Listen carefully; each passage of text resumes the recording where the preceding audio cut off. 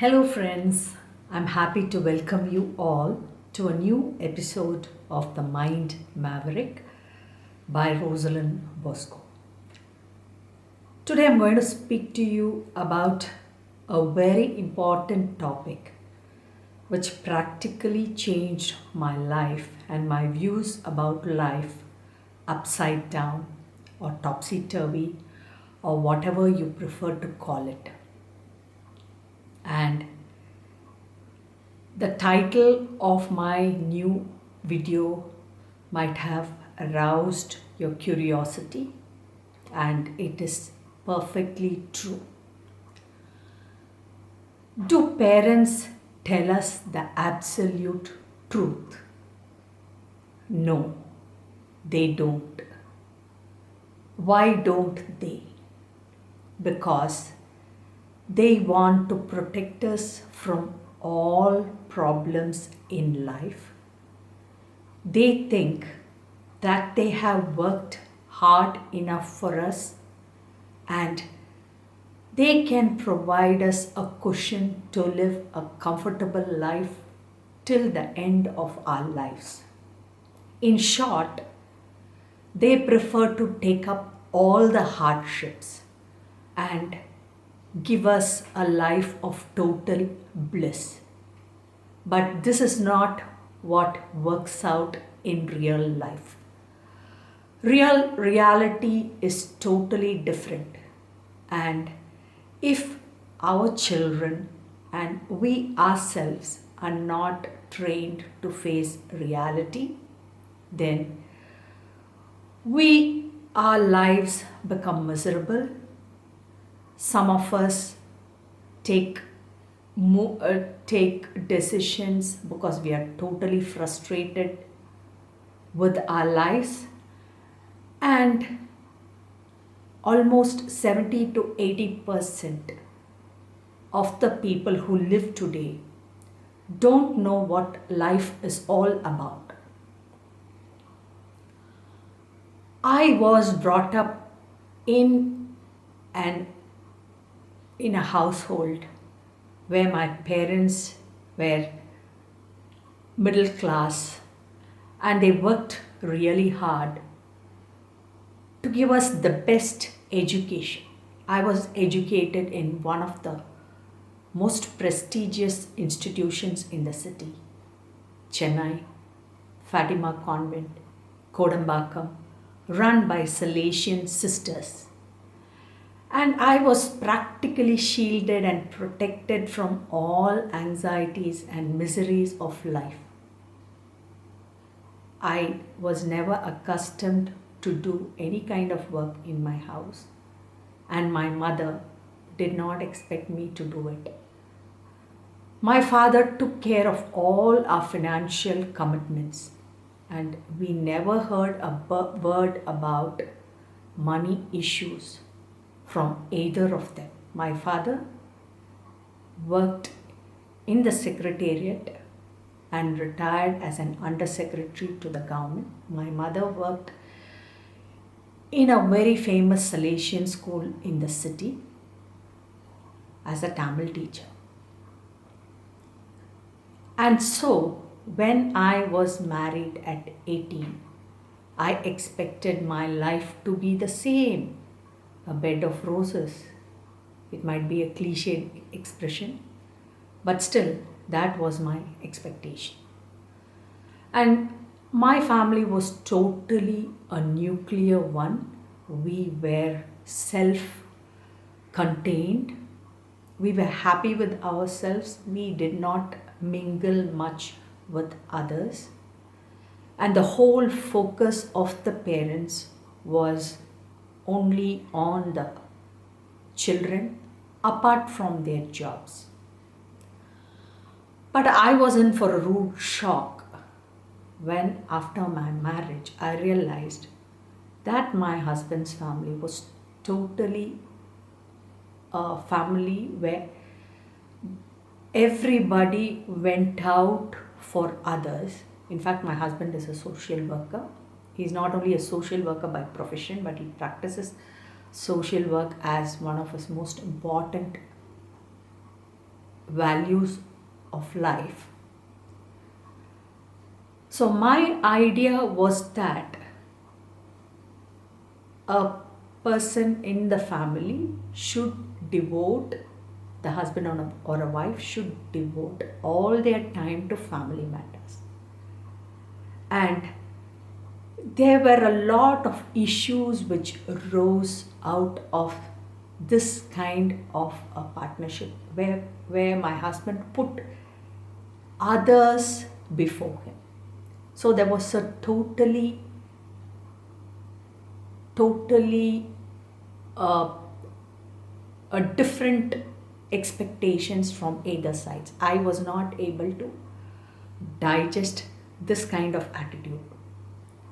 And I thought that it was only the duty of the priests and those or the sisters who dedicated themselves to others. So there were two extreme cases which came together in a marriage. And after so many years, I have now realized that I have a purpose. My soul has come with a purpose, just like my husband's soul has come with a purpose in life. And when all my focus was 100% on the family, and I would say that all the focus of my husband was helping out others as a social worker, there was an imbalance and there were different expectations from both of us. After so many years of marriage, I now realize that souls enter into a partnership even before they come to this earth so that they can grow and evolve in a different way, learning from each other. This is not something that I am telling you out of my own experience.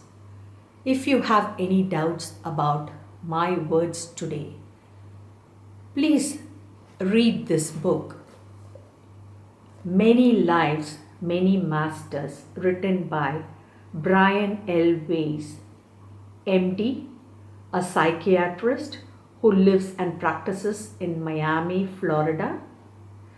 And he is a graduate of the Columbia University and Yale Medical School. And he is the chairman emeritus of psychiatry at the Mount Sinai Medical Center in Miami. So in this book, Brian L. Weiss, who has addressed more than the cases of 4,000 people and helped them in their lives, talks about in between places when the soul leaves the body, and during the in between time the soul realizes that it has been on earth to accomplish a mission, to accomplish a kind of an evolution. So when a person gives up his life for non-violence, or to end racism, or to bring up a burning issue in a particular area of life, then we can be sure to understand that his or her soul comes or has come with a purpose.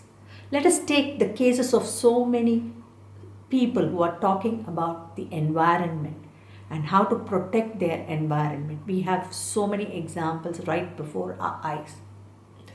It is not because they want to achieve some kind of popularity or the good opinions of the people of the world. It is because that they have been sent with a mission.